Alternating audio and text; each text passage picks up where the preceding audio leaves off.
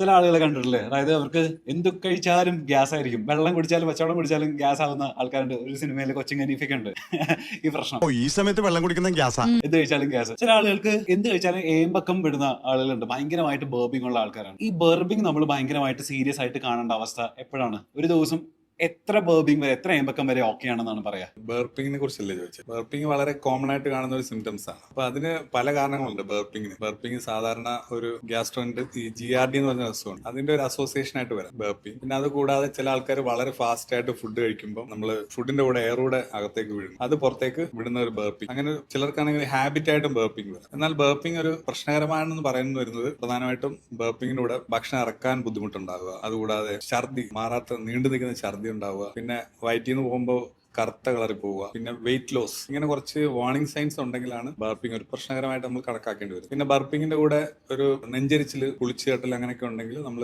GRD എന്നുള്ള അസുഖമാണെന്ന് വിചാരിച്ചിട്ട് അതിനുള്ള ട്രീറ്റ്മെന്റ് എടുക്കേണ്ടി. ചില ആളുകൾ ശ്രദ്ധിച്ചില്ല, അതായത് വളരെ ഒച്ചത്തിൽ ഏമ്പക്കം വിടുന്ന ആൾക്കാരെ ശ്രദ്ധിച്ചില്ല, അവരുടെ ഹെൽത്ത് എന്തെങ്കിലും പ്രശ്നമുണ്ടെന്ന് നമുക്ക് ഊഹിക്കാൻ പറ്റുമോ, പറയാൻ പറ്റുമോ? പല ബർപ്പിംഗ് ഒരു ഹാബിറ്റ് ആയിട്ട് വരാം. ചില ആൾക്കാർക്ക് കയ്യിൽ ഇങ്ങനെ പിടിക്കുമ്പോൾ ബർപ്പി, അപ്പൊ അതിന് സുപ്രാ ഗ്യാസ്ട്രിക് ബെൽച്ചിങ് എന്നൊക്കെ പറയും. അപ്പൊ അത്തരം ബെൽച്ചിങ് ഒരു ഹാബിറ്റ് ആണ് പ്രധാനമായിട്ടും. എങ്കിലും ഈ പറഞ്ഞ ചില വാർണിംഗ് സൈൻസ് ഒക്കെ ഉണ്ടെങ്കിൽ നമ്മൾ എൻഡോസ്കോപ്പി ചെയ്തിട്ട് ഈസോഫാഗസിന്റെയോ അല്ലെങ്കിൽ സ്റ്റൊമക്കിന്റെയോ പ്രശ്നമല്ലാന്ന് ഉറപ്പുവരുത്തേണ്ട ആവശ്യം. ഞാൻ പറഞ്ഞ വാർണിംഗ് സൈൻസ് പ്രധാനമായിട്ടും ഭക്ഷണം ഇറക്കാനുള്ള ബുദ്ധിമുട്ട്, അല്ലെങ്കിൽ അൺഇന്റൻഷണൽ വെയിറ്റ് ലോസ്, ഒരു വെയിറ്റ് എക്സസൈസും ചെയ്യാതെ തന്നെ കുറഞ്ഞു പോവുക, ബ്ലഡ് കുറയുന്ന അവസ്ഥ, പിന്നെ ഛർദി, അങ്ങനെയൊക്കെ ഉണ്ടെങ്കിൽ നമ്മൾ എൻഡോസ്കോപ്പി ചെയ്ത് പ്രശ്നകരമായ ബർപ്പിംഗ് ആണോ എന്ന് നോക്കാം. ബർപ്പിങ്ങിന് കുറെ കോസ് ഉണ്ട്, അതിൽ പ്രധാനമായിട്ടും വാർണിംഗ് സൈൻസ് ആണ് നമ്മൾ നോക്കേണ്ടത്. കഴിഞ്ഞ ദിവസം ഞാനൊരു റീൽ കണ്ടതാണ്, നമ്മുടെ സ്റ്റൂളിന്റെ സൈസ് നോക്കിക്കൊണ്ട് നമ്മുടെ ഗട്ട് ഹെൽത്തി ആണോ അല്ലയോ എന്ന് നമുക്ക് മനസ്സിലാക്കാൻ പറ്റും ഏറെക്കുറെ. അതേപോലെ തന്നെ നമ്മുടെ മലത്തിന്റെ നിറം വെച്ചിട്ട് നമ്മുടെ ഗട്ട് ഹെൽത്തി ആണോ ഓക്കെ ആണോ എന്ന് നമുക്ക് പറയാൻ പറ്റും. കാരണം ചിലപ്പോൾ ഡാർക്ക് കളറുള്ള അല്ലെങ്കിൽ ചിലപ്പോൾ ബ്ലാക്കിഷ് ആയിട്ടുള്ള കളറുള്ള സ്റ്റൂൾസ് എന്തിന്റെങ്കിലും വാർണിംഗ് സൈൻ ആവാൻ ചാൻസ് ഉണ്ടോ? കറുത്ത കളർ സ്റ്റൂൾ പോവുകയാണെങ്കിൽ അത് 2-3 കാരണം കൊണ്ട് സംഭവിക്കാം. അതിൽ നമ്മൾ ഏറ്റവും പേടിപ്പെടുത്തുന്ന കാരണം എന്ന് വെച്ചാൽ ബ്ലഡ് മലത്തിൽ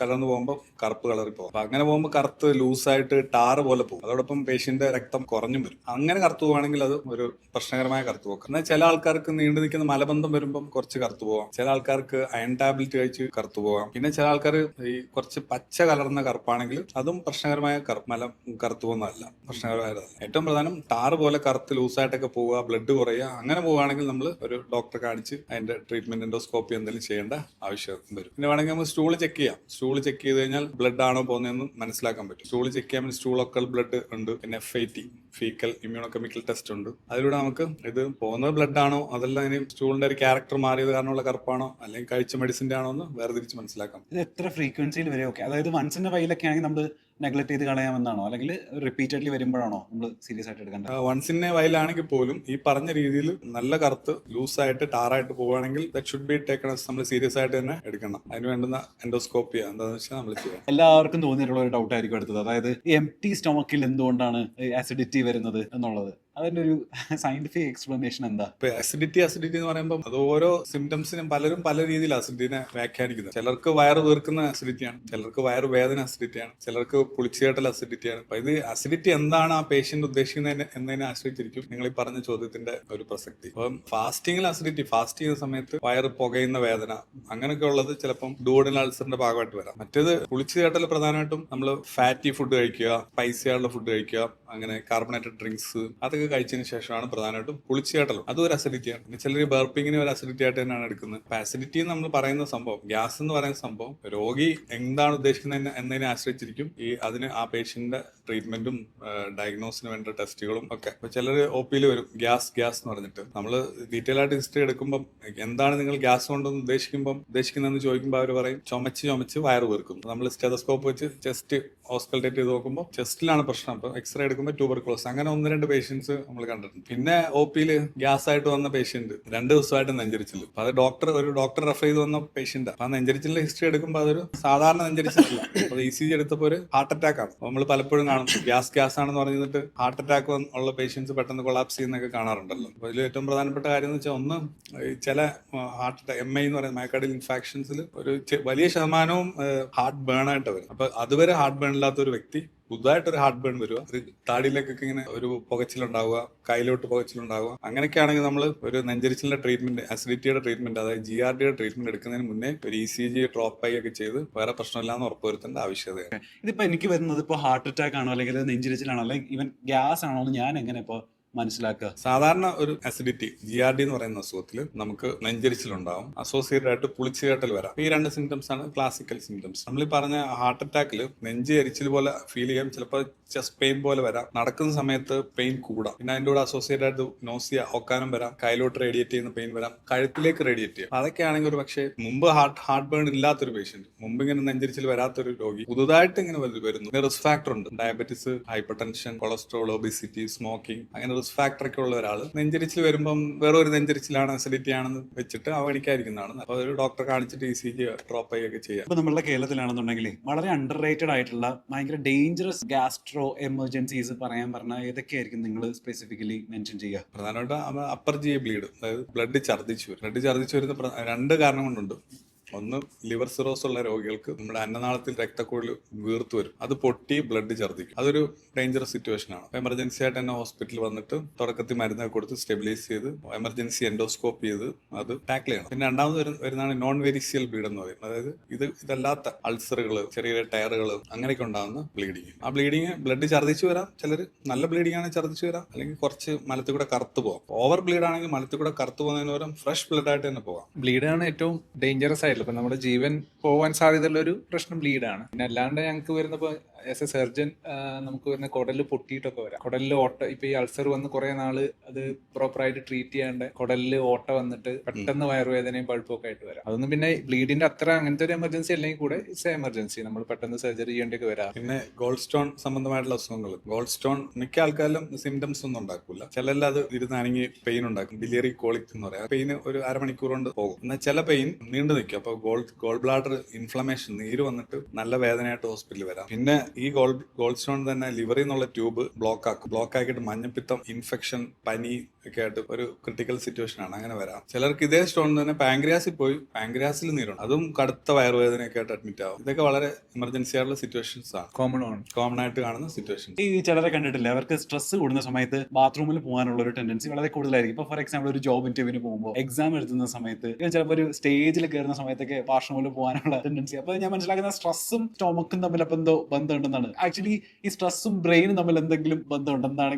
എന്താ ബന്ധം? നമ്മൾ സ്ട്രെസ്സും GI ട്രാക്റ്റും തമ്മിൽ വളരെ ബന്ധമുണ്ട്. അതിന് പറയുന്ന പേരെന്ന് വെച്ചാൽ മൈക്രോബയോട്ട ഗട്ട് ബ്രെയിൻ ആക്സിസ് എന്ന് പറയുന്നത്. അത് തിരിച്ചും വരും, ബ്രെയിൻ ഗട്ട് ആക്സിസ്. നമ്മുടെ തലച്ചോറിൽ ഉണ്ടാകുന്ന വ്യത്യാസങ്ങൾ ടെൻഷൻ വരുമ്പോൾ നമ്മുടെ തലച്ചോറിൽ വാഗസ് നെർവ് ഇൻഹിബിറ്റഡ് ആകുമ്പോൾ വാഗസ് നെർവ് ആണ് നമ്മുടെ കുടലിന്റെ മെജോറിറ്റിയും സപ്ലൈ ചെയ്യുന്നത്. എക്സെപ്റ്റ് കുറച്ച് താഴ്ഭാഗം ഒഴിച്ചു കഴിഞ്ഞാൽ മേജർ പാർട്ടും സപ്ലൈ ചെയ്യുന്ന നെർവ് വാഗസ് നെർവ്. അപ്പൊ അത് ഇൻഹിബിറ്റഡ് ആകുമ്പോൾ അത് സംബന്ധമായിട്ടുള്ള വയറ് സംബന്ധമായിട്ടുള്ള ബുദ്ധിമുട്ട് വരാം, കുടലിന്റെ ചലനം വേരി ചെയ്യാം. അപ്പൊ നിരന്തരമായ സ്ട്രെസ് കാരണം നിരന്തരമായിട്ട് നീണ്ടിരിക്കുന്ന GI അസുഖങ്ങൾ വരാം. IBS എന്നൊക്കെ പറയുന്ന അസുഖങ്ങൾ, ഫങ്ഷണൽ ഡിസ്പെപ്സിയ എന്ന് പറയുന്ന അസുഖങ്ങൾ. ഇത്തരം രോഗികൾ നമ്മൾ എന്ത് ടെസ്റ്റ് ചെയ്താലും അവരുടെ കുടലും വയറും ഒക്കെ നോർമലായിരിക്കും. അവരുടെ ഹിസ്റ്ററി എടുത്തു നോക്കുമ്പോൾ അവർക്കൊരു നീണ്ടു നിൽക്കുന്ന ഒരു സ്ട്രെസ് ഉണ്ടാവും. ആ സ്ട്രെസ് ഒരു പക്ഷേ എന്തെങ്കിലും കാരണം കൊണ്ട് ഉണ്ടാകുന്നതാവും, എക്സ്റ്റേണൽ ഫാക്ടർ ഉണ്ടാകുന്നതാവും, അല്ലാതെ ഇന്റേണലി ഓർഗാനിക് ആയിട്ടുള്ള ഡിപ്രഷൻ കൊണ്ടോ അല്ലെങ്കിൽ ഓർഗാനിക് ആങ്സൈറ്റി ഒക്കെ അസോസിയേറ്റഡ് ആയിരിക്കും. അപ്പൊ അതാണ് ബ്രെയിനിൽ നിന്ന് ഗട്ടിലേക്കുള്ള ആക്സിസ്. നേരെ തിരിച്ചും വരും, മൈക്രോബയോട്ട ഗട്ട് ബ്രെയിൻ ആക്സിസ്. കുടലിൽ, വൻകുടലിൽ പ്രധാനമായിട്ടും ഒരുപാട് ബാക്ടീരിയസ് ഉണ്ട്. അപ്പം അതിൽ പെർമിക്യൂട്സ് എന്നൊക്കെ പറഞ്ഞ്, ബാക്ടീരിയോട്സ് എന്നൊക്കെ പറഞ്ഞിട്ടൊരു ബാക്ടീരിയ ഉണ്ട്. ഇതിന്റെ റേഷ്യോയിൽ വ്യത്യാസം വരുമ്പോൾ ഈ ബാക്ടീരിയ ഒരുപാട് ഹോർമോൺസ് ഒക്കെ ഉണ്ടാക്കും. ഈ ഹോർമോണിൽ വ്യത്യാസം, നമ്മുടെ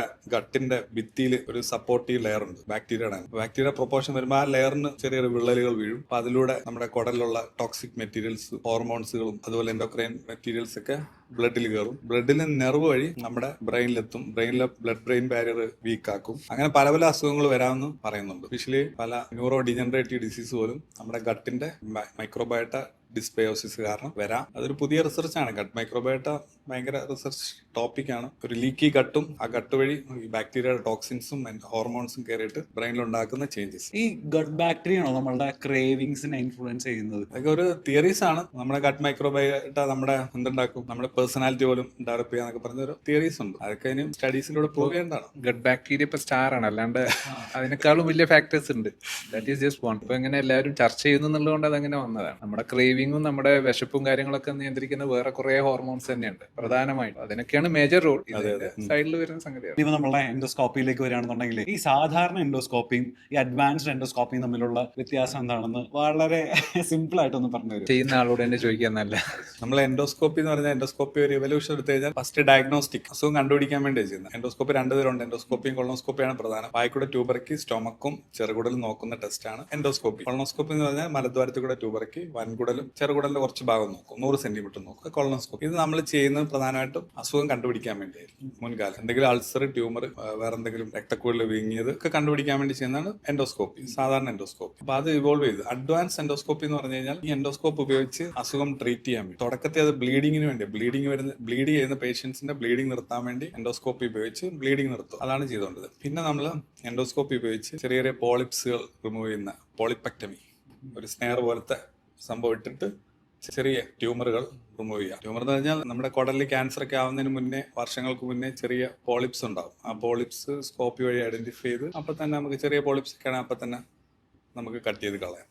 അതാണ് തെറാപ്യൂട്ടിക് എൻഡോസ്കോപ്പി. അപ്പൊ ഇത് കുറച്ചുകൂടെ അഡ്വാൻസ് ചെയ്തു. പിന്നെ പുതിയ പുതിയ സ്കോപ്പുകൾ, എൻഡോസ്കോപ്പുകൾ വന്നു. അപ്പൊ അതിലൊന്നാണ് സൈഡ് വ്യൂയിങ് സ്കോപ്പ് എന്ന് പറയുന്നത്. അപ്പൊ അത് നമ്മൾ ഈ എൻഡോസ്കോപ്പ് നമ്മൾ ചെറുകുടലിൽ കൊണ്ടുവന്നിട്ട് നമ്മുടെ ലിവറിൽ നിന്നുള്ള ട്യൂബിന്റെ അറ്റം അവിടെ ജോയിന്റ് ആവുന്നത് ചെറുകുടലിൽ. അപ്പൊ ഈ ജോയിൻ ചെയ്യുന്ന അറ്റം നമുക്ക് കാണാം. അതുവഴി എന്തെങ്കിലും സ്റ്റോൺ സംബന്ധമായിട്ടുള്ള പ്രശ്നം ഉണ്ടെങ്കിൽ ആ ട്യൂബിൽ സ്റ്റോൺ ഉണ്ടെങ്കിൽ നമുക്ക് ഓപ്പണിംഗ് വഴി ഒരു വയർ കയറ്റിയിട്ട് ട്യൂബിലുള്ള സ്റ്റോൺ എടുക്കാം.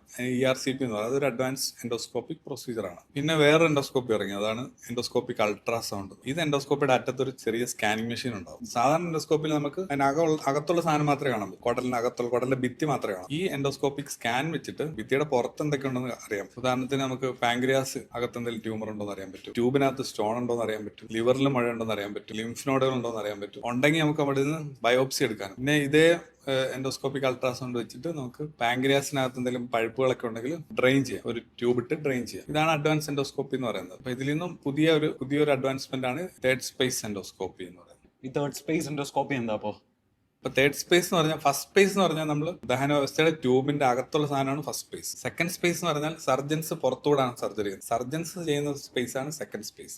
ഇതിന് രണ്ടിനും ഇടയ്ക്കുള്ള സ്പേസ് ആണ് തേർഡ് സ്പേസ്. അതായത് നമ്മുടെ കുടലിന്റെ ഭിത്തിക്ക് പ്രധാനമായിട്ടും മ്യൂക്കോസ, സബ് മ്യൂക്കോസ, മസിൽ, പിന്നെ സിറോസ്, അങ്ങനെ 4 ലെയർ ഉണ്ട്. ഇതിൽ ഈ സബ് മ്യൂക്കോസൽ ലെയറിനെ പറയുന്നവരാണ് തേർഡ് സ്പേസ്. നമ്മൾ സബ് മ്യൂക്കോസൽ സ്പേസ് ഒരു ചെറിയ നാരോ സ്പേസ് ആണ്. ആ സ്പേസിൽ നമ്മൾ ഇഞ്ചെക്ട് ചെയ്തിട്ട് അതിനെ വലുതാക്കിയിട്ട് അവിടെ ഒരു ടണൽ ക്രിയേറ്റ് ചെയ്തിട്ട് അവിടെ തെറാപ്പികൾ ചെയ്യും, ട്യൂമർ റിമൂവൽ ഒക്കെ ചെയ്യും. അതിനാണ് തേർഡ് സ്പേസ് എൻഡോസ്കോപ്പി എന്ന് പറയുന്നത്. ഓക്കെ സാർ, ഇപ്പൊ പറഞ്ഞില്ലേ ഇപ്പൊ എൻഡോസ്കോപ്പി വഴി വേണമെങ്കിൽ നമുക്ക് ട്രീറ്റ് ചെയ്യാമെന്ന്. അപ്പൊ ഈ സർജറി വേണ്ട ആളുകൾക്കൊക്കെ ഈ എൻഡോസ്കോപ്പി വഴി നമുക്ക് ട്രീറ്റ്മെന്റ് കൊടുക്കാൻ അങ്ങനെ പറയാൻ പറ്റും. ഇതിന്റെ പ്രാധാന്യം എന്ന് വെച്ച് കഴിഞ്ഞാൽ പ്രധാനമായിട്ട് എൻഡോസ്കോപ്പി ESD എന്ന് പറയുന്ന തേർഡ് സ്പേസ് പ്രൊസീജിയർ വഴി, എൻഡോസ്കോപ്പിക് സബ് മ്യൂക്കോസൽ ഡിസെക്ഷൻ എന്ന് പറയുന്ന പ്രൊസീജിയർ വഴി പ്രധാനമായിട്ടും ഏർലി GI ലീഷൻസ്, തുടക്കത്തിലുള്ള സാധനങ്ങൾ മാത്രമേ എടുക്കാൻ പറ്റൂ.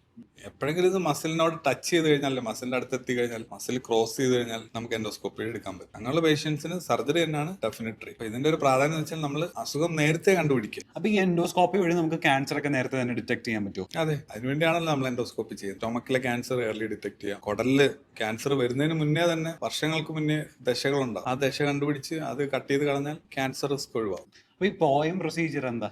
പോയം ഒരു advance endoscopic third space procedure ആണ്. അത് ചെയ്യുന്നത് പ്രധാനമായിട്ടും അക്കലേഷ്യ കാർഡിയ എന്ന് പറഞ്ഞൊരു അസുഖം. അതായത് ഇങ്ങനെയുള്ള പേഷ്യൻസ് പ്രധാനമായിട്ടും ഭക്ഷണം ഇറക്കാൻ ബുദ്ധിമുട്ട്, നെഞ്ചുവേദന, എപ്പോൾ ഭക്ഷണം കഴിച്ചാലും തകട്ടി മൂക്കിലേക്ക് വരിക, അത്തരം ലക്ഷണങ്ങളും ഒപ്പം ശക്തമായിട്ടുള്ള വെയിറ്റ് ലോസും ഉണ്ട്. വെയിറ്റും കുറയും. തുടക്ക സമയത്ത് വെയിറ്റ് കുറയില്ല, പ്രോഗ്രസ് ചെയ്ത് കഴിയുമ്പോൾ വെയിറ്റ് കുറയും. ഈ അസുഖമുള്ള പേഷ്യൻസിന്റെ പ്രത്യേകത എന്ന് വെച്ച് കഴിഞ്ഞാൽ അവരുടെ അന്നനാളവും സ്റ്റൊമക്കൂടെ ചേരുന്ന വാൽവ് വളരെ ടൈറ്റ് ആയിരിക്കും. അതിന് കാരണം ചില ഹോർമോണൽ ഇംബാലൻസ് കൊണ്ട് ആണ്. അസറ്റൈൽ കോളിൻ കൂടി നൈട്രിക് ഓക്സൈഡ് കുറഞ്ഞിട്ട് ടൈറ്റ് ആയിട്ടിരിക്കും ഈ വാൽവ്. ഈ വാൽവിനെ നമ്മൾ എൻഡോസ്കോപ്പി വഴി കട്ട് ചെയ്യുന്ന മെത്തേഡാണ് പോയം എന്ന് പറയുന്നത്, പെർ ഓറൽ എൻഡോസ്കോപ്പിക് മയോട്ടമി. മുൻകാലങ്ങളിൽ ഇതിനുവേണ്ടി ചെയ്തുകൊണ്ടിരുന്നത് എൻഡോസ്കോപ്പി വഴി ഒരു ബലൂൺ വെച്ച് ഡയലേറ്റ് ചെയ്യും, വികസിപ്പിക്കും. ഇപ്പൊ നമുക്ക് വളരെ പ്രിസൈസ് ആയിട്ട് മസിൽസിനെ കട്ട് ചെയ്യാം. ഇതിനൊരു സർജിക്കൽ ട്രീറ്റ്മെന്റും ഉണ്ട്. അതിനെ പറയുന്ന ഹെല്ലേസ് മയോട്ടമി എന്ന് പറയും. അതായത് പുറത്തൂടെ നമ്മൾ മസിൽസിനെ കട്ട് ചെയ്യും. ഇത് എൻഡോസ്കോപ്പി വഴി അകത്തൂടെ കട്ട് ചെയ്യും.